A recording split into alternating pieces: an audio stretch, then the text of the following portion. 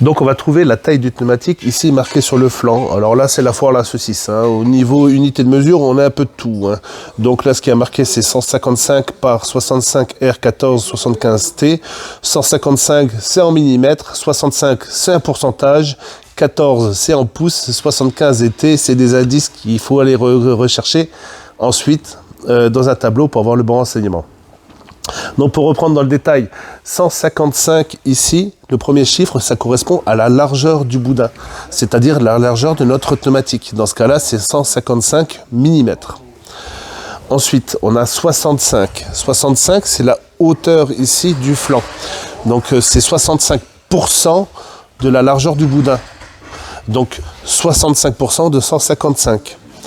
R, c'est pour dire que c'est un pneu avec une carcasse de type radial, ce qui est le cas pour tous les pneus aujourd'hui. 14, c'est donc en pouces, ça correspond au diamètre intérieur de notre pneu. Donc diamètre intérieur du pneu, qui correspond bien sûr au diamètre extérieur de la jante.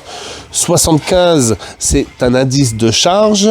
Et T, c'est un indice de vitesse. Donc pour savoir à quoi ça correspond, il faut se référer à des tableaux qu'on peut trouver assez facilement.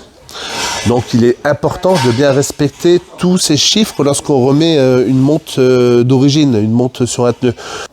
Si on change une de ces caractéristiques, par exemple on veut mettre des pneus un peu plus larges, hein, 165 R14, ou des pneus un peu plus bas, donc 165 par 55 R14. Dans ce cas-là, on sort de l'homologation du constructeur, et si jamais on a un accident et qu'un expert se rend compte qu'on n'a pas mis le bon type de pneu sur le véhicule, ben tout simplement on perd l'assurance, hein, et on devient donc fautif de notre accident.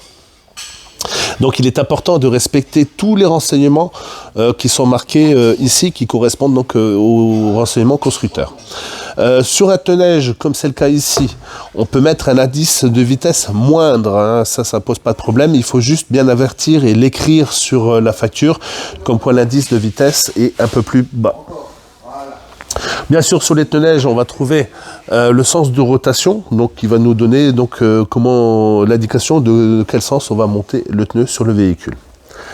On voit ici donc chaque fois ces petites nervures, ces petites fentes là, qui vont créer vraiment une accroche sur la neige, hein, comme si on l'accrochait avec les ongles.